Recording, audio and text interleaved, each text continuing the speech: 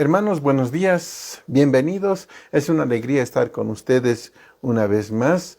Y bueno, tenemos este tiempo de devocionar la comunidad contigo. Es una alegría compartir este tiempo con ustedes. Hoy es viernes 21 de julio y para comenzar vamos a inclinar nuestros rostros y pedirle al Señor que nos ayude. Padre, venimos ante ti, Señor, sabiendo que nos escuchas. Y, Señor, tenemos muchas ganas de aprender de tu palabra, Señor. Queremos escucharte, queremos, Señor, eh, animarnos, desafiarnos mediante tu palabra, Señor. Rogamos que estés ayudándonos a aprender más de ti.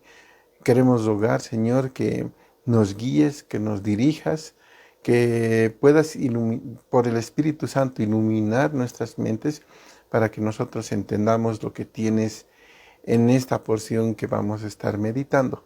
Gracias, Padre, por este tiempo, por poder abrir tu escritura libremente, Señor.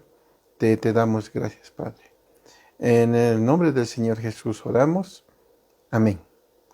Amén.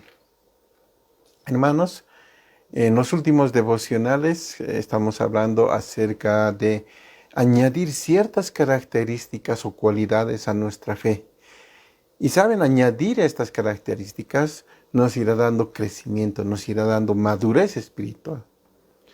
Sin embargo, a través de los años han habido o existen personas que tienen la opinión de que a la fe no hay que añadirle nada. Y saben, estoy de acuerdo con esto cuando se trata de la salvación.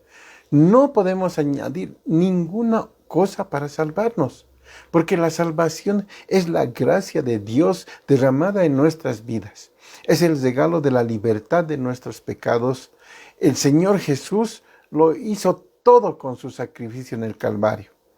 Él mismo, hermanos, asumió el castigo por nuestros pecados en la cruz del Calvario. Ahora debemos entender que recibir el regalo de la salvación por nuestro Señor Jesucristo, por esos méritos del Señor, no es el final del proceso, no es el final. Más bien es el comienzo de un proceso que dura toda la vida y que nos convierte continuamente en las personas que Dios quiere que seamos. Esto significa que vamos a ir pareciéndonos a nuestro Salvador, a nuestro Señor, constantemente. Y vamos a lograr parecernos más al Señor cuando pongamos atención al consejo que tiene su palabra, cuando pongamos atención al consejo que tiene Pedro en esta ocasión. Así que vamos a recordar el texto. Estamos en segunda de Pedro. Vamos a leer el capítulo 1, versos 5 al 11. La palabra de Dios dice así: Vosotros también, poniendo toda diligencia por esto mismo, añadid a vuestra fe virtud, a la virtud conocimiento, al conocimiento dominio propio, al dominio propio paciencia, y a la paciencia piedad, y a la piedad afecto fraternal, y al afecto fraternal amor. Porque si estas cosas están en vosotros y abundan, no os dejarán estar ociosos, ni sin fruto en cuanto al conocimiento de nuestro Señor Jesucristo. Pero el que no tiene estas cosas, tiene la vista muy corta, es ciego, habiendo olvidado la purificación de sus antiguos pecados. Por lo cual, hermanos, tanto más procurad hacer firme vuestra vocación y elección, porque haciendo estas cosas no caeréis jamás, porque de esta manera os será otorgada amplia y generosa entrada en el reino eterno de nuestro Señor y Salvador Jesucristo. Eso es lo que nos dice la palabra de Dios.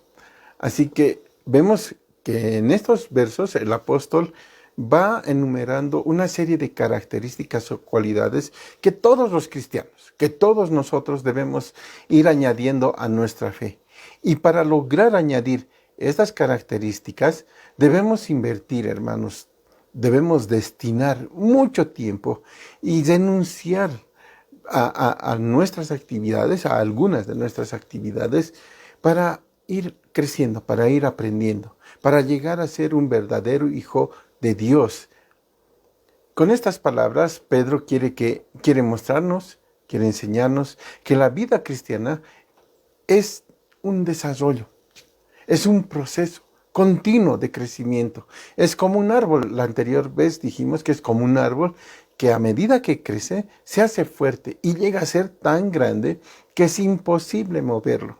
Igualmente, la vida del Hijo de Dios consiste en un continuo crecimiento, en un continuo desarrollo que nos hará fuertes. Ya hemos hablado acerca de añadir a nuestra fe virtud y a la virtud conocimiento. Y el apóstol Pablo enseña que la siguiente característica que necesitamos añadir es dominio propio. Entonces, el primer paso es la virtud, como ya aprendimos. La palabra virtud tiene la idea de la excelencia moral, es decir, una vida completa, íntegra, una vida virtuosa, una vida de excelencia. Hermanos, la virtud se refiere a todo lo que hacemos, en cómo nos conducimos. Se entiende que todo lo que se hace es para la gloria de Dios. Y para avanzar en la práctica de hacer el bien, el creyente necesita adquirir conocimiento. ¿Cómo podríamos saber, los hijos de Dios, lo que es bueno y lo que es malo? Sin el conocimiento, la palabra de Dios sería imposible para nosotros. Por eso vemos esto. Y el segundo paso nos dice que es añadir conocimiento. Y ahora vamos a ver el tercer paso. Tener conocimiento no es suficiente. El cristiano que quiere saber dominarse, ¿no?, que quiere aprender a tener dominio propio, debe invertir tiempo. Ahora, ¿de qué me sirve saber varias cosas? ¿De qué me sirve saber qué debo y no debo hacer si no puedo dominarme? Por ejemplo, la Biblia me enseña que la fornicación, que el adulterio, que la mentira y otros pecados van a destruir mi vida y también su vida.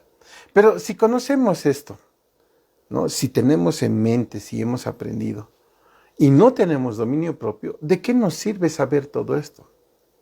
Por eso Pedro enseña que al conocimiento debemos añadirle dominio propio. Ahora, si ponemos atención, dice dominio propio. Hermano, hermana, tú no vas a poder controlar a las demás personas. Dios no espera eso de ti o no espera eso de mí, pero lo que sí espera de cualquier hijo es que tenga dominio propio y que se controle a sí mismo. Y que cada uno de nosotros, hermanos, en algún momento va a tener que rendir cuentas a Él por no aprender a dominarnos. Y saben, el problema es más grande porque a los cristianos nos hace falta disciplina. Cristianos sin disciplina no llegan lejos. Cristianos sin disciplina no alcanzan sus metas y viven vidas sin sentido. Cristianos sin disciplina se autodestruyen. Y todo eso sucede porque no tienen la voluntad de decir no. Son como, a veces se parecen a las personas que viven en el mundo. Es triste ver, por ejemplo, en el mundo, ver a las personas fumar, tomar, usar drogas, simplemente porque no pueden decir no a esos vicios. Es absurdo decir que estas personas son más fuertes o muy hombres cuando estos vicios están en control de sus vidas. Hombres y mujeres están destruyendo sus hogares porque no tienen control sobre, por ejemplo, sus apetitos sexuales o por ver pornografía. Saben que no deben estar en esas relaciones ilícitas, pero no tienen dominio propio. Sin embargo, hermanos, vemos que para colmo de males, hay muchas personas que discuten, hay muchas personas que defienden y dicen que lo que hacen ellos no tienen culpa. Dicen pobres de ellos, no pueden dejar el alcohol, fumar o las drogas o la pornografía porque no pueden controlarse. Así que ellos dicen que no son responsables de sus acciones. Dicen que por algún motivo u otro nacieron así y que la situación está fuera de sus manos. Dicen que ellos no tienen responsabilidad.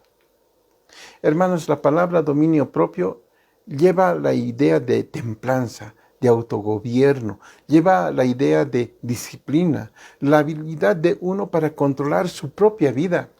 Lleva la idea de una persona que tiene dominio y control de sus deseos y pasiones que combaten contra él mismo. Y para todo cristiano es necesario ejercer dominio propio para poder decir no al pecado y sí a la voluntad de Dios. Sin embargo, para ser sincero, hermanos, debemos decir que es difícil y que cuesta mucho controlarse a uno mismo.